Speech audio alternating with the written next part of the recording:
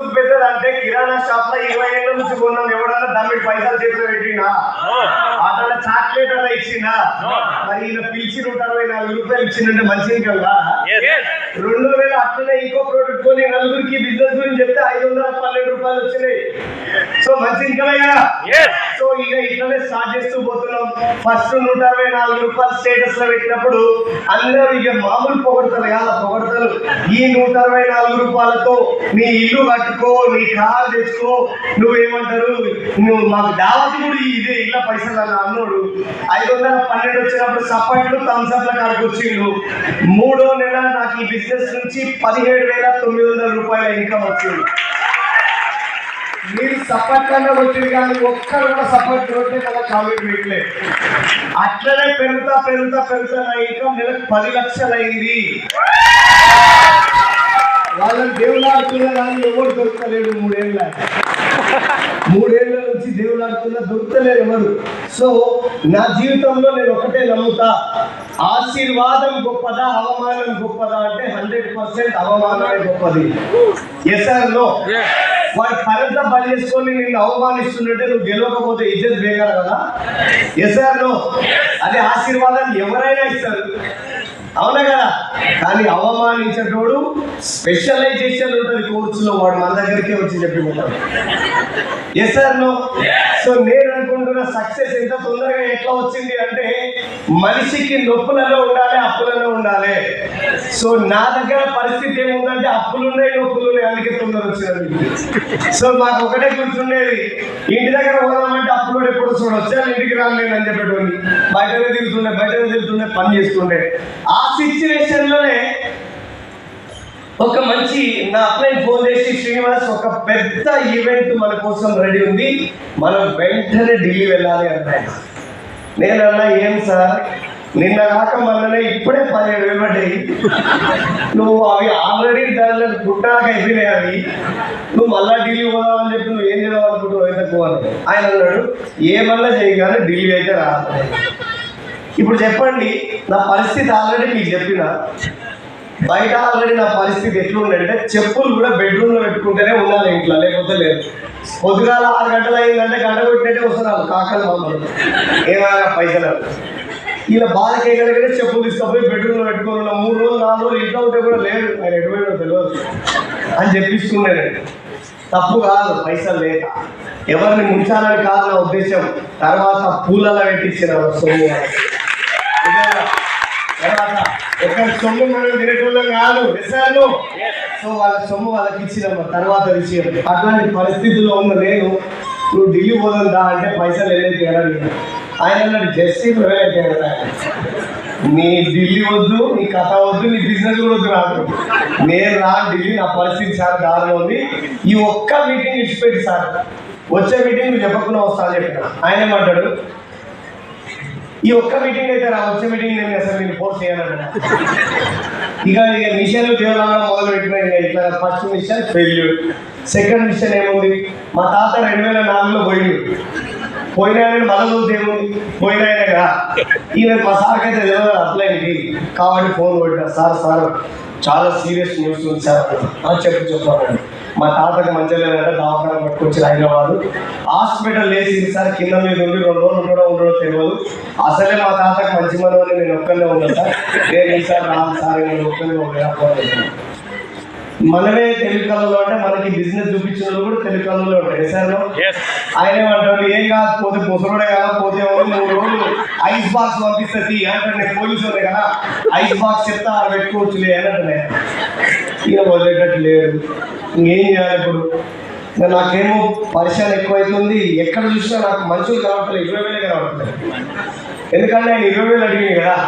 So తిందామని ప్లేట్లో పెట్టుకున్నా 20,000 కనబడుతున్నాయి, పందామని మంచం మీద పోయి పైకి చూసినా ఫ్యాన్లో 20,000 కనబడుతున్నాయి. నాకు ఎవరు మాట్లాడినా 20,000 మాట్లాడినట్టే కనబడుతుంది. ఇప్పుడు ఏంద్రా పై అని చెప్పి మొక్క అంతా మాడిపోయింది. ఏం చేస్తాం, మరి సిచ్యువేషన్ బాగాలేదు. మా వైఫ్ వచ్చి అడిగింది, ఏమైంది, ఎందుకు డల్ ఉన్నావు, ఏమి కదా అంటే, లేదు ఇట్లా మీటింగ్ అని చెప్పి ఇట్లా అన్నాడు సార్, మన దగ్గర డబ్బులు లేవు, ఏం చేయాలో అర్థమవుతలేదు, అంటుండగానే ఇంకొక లీడర్ ఫోన్ చేసిండు, ఏం శ్రీనివాస్జీ నువ్వేంది వస్తలేవన్నా. సో అది చాలా ఇంపార్టెంట్ సెషన్ నీలాంటి వాళ్ళకి. నేను కూడా అక్కడ అప్పుల పాలయ్యి ఉన్నా, నేను కూడా డిసైడ్ అయిపోయినా అక్కడ. సో అది వినేసి వచ్చిన తర్వాతనే నేను ఈరోజు ఈ లెవెల్లో ఉన్నా, 30,000 40,000 సంపాదించుకునే స్టేజ్కి నేను వచ్చిన. సో నువ్వు చాలా ఇంపార్టెంట్, నీకు ఆ సెషన్ నువ్వు రా కంపల్సరీ. నీకు డబ్బులే ప్రాబ్లం అయితే చెప్పు, నేను ఇస్తాను అంటున్నాను. నేను ఆయన ఆల్రెడీ స్టోరీ ఏంటే నాకు 26 లక్షల అప్పు ఉంది, నెలకు 70,000 కట్టాలంటున్నాను. 70,000 కట్టే తీసిపెట్టి నాకు 20,000 కడతాం వల్ల వాళ్ళ పరిస్థితి ఏంటి? కానీ ఒకసారి ఆలోచించండి, ఒక లీడర్ని మీటింగ్ తీసుకురావాలన్న ఆలోచన ఆయనకి ఎంత దృఢంగా ఉందంటే, నేను అప్పుడు డిసైడ్ అయినా ఏంటి నా కోసం ఇంతమంది ఆలోచిస్తున్నప్పుడు నేను ఆలోచించకపోతే ఎట్లా అన్నప్పుడు నా వైఫ్ చెప్పింది, సో ఈ మీటింగ్ ఏదో ఇంపార్టెంట్ కాకపోయి ఉంటే నీకు పోస్ట్ చేసేవాళ్ళు కాదు కదా. సో మన పొజిషన్ ఆల్రెడీ తెలుసు కదా మన అప్లైన్కి, అయినా సరే నువ్వు రా కంపల్సరీ నేను నిన్ను తీసుకుపోతా అంటుండంటే ఇది నీకు ఇంపార్టెంట్ సెషన్ ఉన్నది.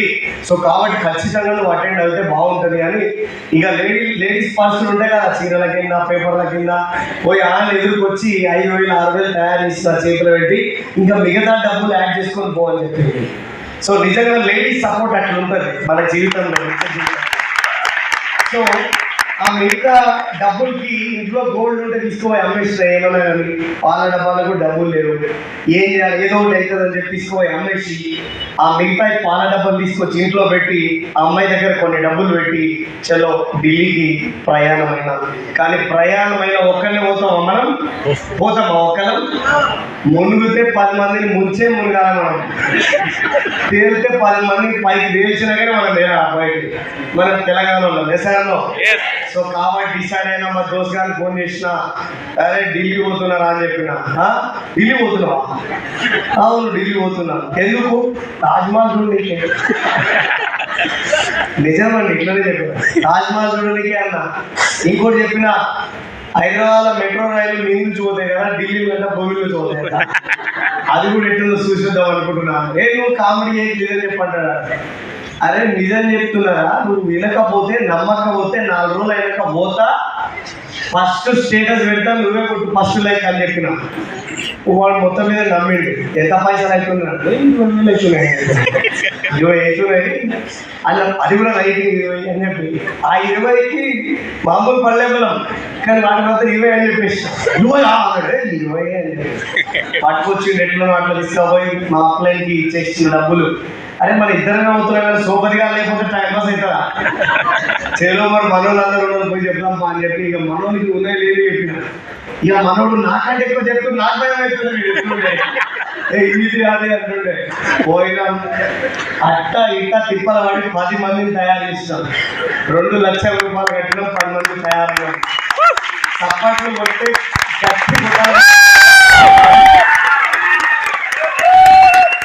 నేను ఏమంటే ఏ పని చేసినా కూడా 100% చేయాలి, 99% చేయొద్దు.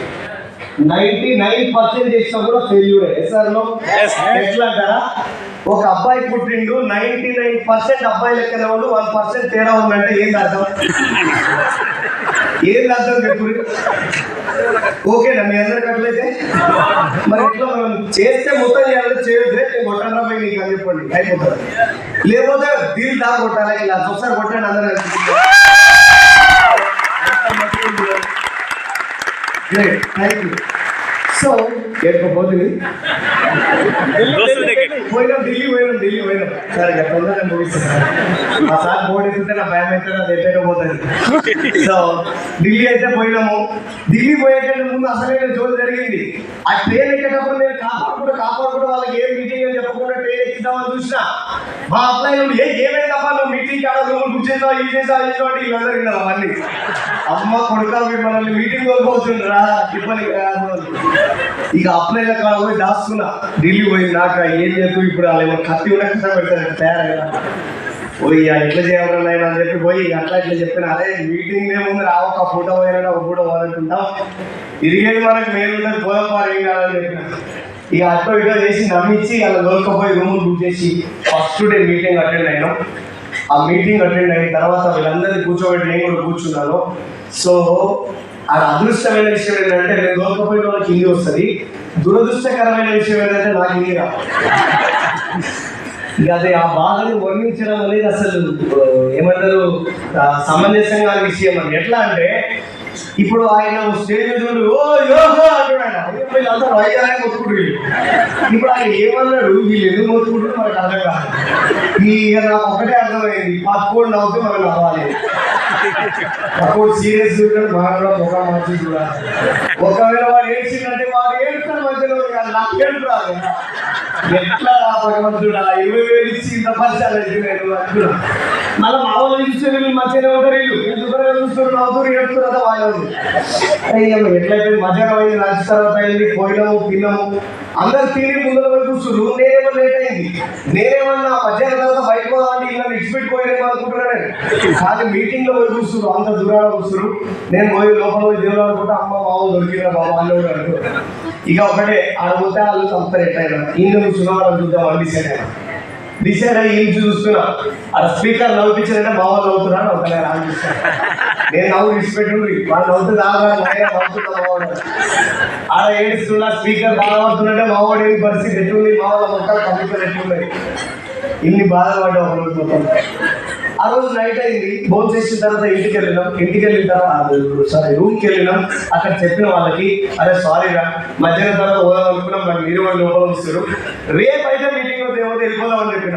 అందులో ఒకటి లేచిండు, అరే ఫస్ట్ ఆఫ్ ఆల్ నీకు థ్యాంక్ యూ రా, నువ్వు ఏదో మాకు చెప్పినావు కానీ తీసుకొచ్చింది మాత్రం రైట్ ప్లేస్ తీసుకొచ్చినావు.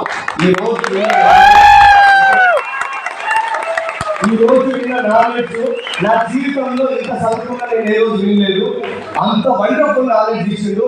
₹1,00,00,000 కుప్ప వర్షం కూడా ఇంత నాలెడ్జ్ ఎవరు ఇయ్యారు మనకి. మీ ఇష్టం ఉంటే పోరా, నేనైతే రాను పెడతాను. మిగతా కొంతమంది కూడా అదే నిజం రా అని చెప్పి వాళ్ళకి వాళ్ళే మాట్లాడుతున్నారు. అప్పుడు నా బంద్ తెలిగింది, అంటే ఏదో చెప్పినట్టు ఈ గుర్రాలు అర్థం కాలేదు, ఎందుకంటే ఇది కాదు కాబట్టి అర్థం కాలేదు. ఏదో చెప్పినట్టు వాళ్ళు సరేరా అయితే సాయంత్రంలో నైట్ దిగుదాం రా అని చెప్పి వాళ్ళకి చెప్పి మళ్ళీ మీటింగ్లో కూర్చున్నాక నా పక్కన ఒక ఆయన కూర్చున్నాడు, ఢిల్లీ ఆయన కానీ మన తెలుగు చెప్పినప్పుడు మాట్లాడినప్పుడు తెలుగులో మాట్లాడాడు మనడు. అమ్మ బిడ్డని తెలుగు వస్తానంటే ఇక వాళ్ళు చంపిన ఒక రకంగా చెప్పాలంటే ఏం మాట్లాడుతుందో చెప్పకుండా చెప్పితే ఎక్కువ అంటున్నాడు. మరో ఆ ఇంటుడు సగం చెప్తుండు లాస్ట్ దండం పెట్టినా. కానీ ఆ 2వ రోజు నాకు అర్థమైంది, నిజంగా నేను 20,000 పోతే పోయినా ఇట్లాంటి 20,000 200 టైమ్స్ సంపాదించుకోవచ్చు ఈ బిజినెస్ లో మనం ఉంటే. కానీ సో ఈరోజు ఆ రోజు నాతో పాటు ఎవరైతే వచ్చినారో వాళ్ళందరూ 8 మంది, సుమారుగా 10 మంది వస్తే ఇద్దరు లేరు, కానీ మిగతా 8 మంది ఉన్నారు. 8 మంది ఇన్కమ్ ఉన్నది ₹3,00,000 నుంచి 10 లక్షలు సంపాదించారు. ఈరోజు మెర్సీజ్ ఆపర్చునిటీ వల్ల మెర్సీజ్ బెంచ్ కొన్నాము, బయట ఉన్నది. సో ఇదే బిజినెస్ ఆపర్చునిటీ నుంచి ఆల్మోస్ట్ విల్లా కొనుక్కున్నాము. ఈరోజు లైఫ్ ఎంజాయ్ చేస్తున్నాము. పిల్లలు ఇంటర్నేషనల్ స్కూల్లో చదువుతున్నారు. పెద్ద పాప పుట్టినప్పుడు పాల డబ్బాకి ఎవరిని అడగాలి, ఎక్కడ అడగాలని ఆలోచిస్తున్న నేను, చిన్న పాప, నాకు 2 పాపలు, చిన్న పాప పుట్టినప్పుడు మెర్సీజ్ లో వచ్చింది తన ఇంటికి. బాగున్నా ఏమీలో చూశారు కదా, మా ఫాదర్ అంటే పాల డబ్బాకి డబ్బులు లేనోడు అని అనుకోవద్దు. ఓల్డ్ ది బెస్ట్ పేరెంట్ లాగా నేను ఉండాలని డిసైడ్ అయినా. అదే కారణం ఉన్నది ఇక్కడ దాకా రావడానికి. సో మీ దగ్గర కూడా ఇదే అవకాశం ఉంది. Are you ready? సో ఇప్పుడు నేను పోయిన మీటింగ్ ఏదైతే ఉందో అది FRU ఫ్యామిలీ రియూనియన్ అనే ప్రోగ్రామ్. సో ఈ ఫ్యామిలీ రియూనియన్ వెళ్ళి వచ్చిన తర్వాత మళ్ళీ మేము 2-3 సార్లు పోయి వచ్చాము. అప్పుడు అప్లయన్స్ తో కూర్చున్నాము. సార్ ఇప్పుడు మేము అంత దూరం వచ్చి విని ఇంత డిసైడ్ అయిపోయి ఇంత పెద్ద బిజినెస్ చేశాము, కానీ ఒక్క మాట ఉన్నది సార్, మీరు ఖచ్చితంగా మనం పెద్ద గురువు, మహాగురువు, సో మన దేవుడు లాంటి వ్యక్తి ఎస్పీ బారీ సార్ దగ్గరికి ఈ విషయాన్ని తీసుకుపోవాలి అని చెప్పి ఆ రోజు డిసిషన్ తీసుకున్నాం.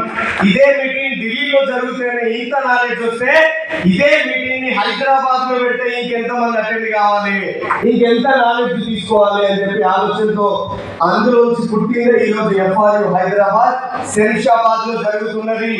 జనవరి 9-10 నేనైతే రెడీ ఉన్నా పోవడానికి. ఎంతమంది రెడీ ఉన్నారు మాతో పాటు? తప్పుడు చెయ్యకపోతే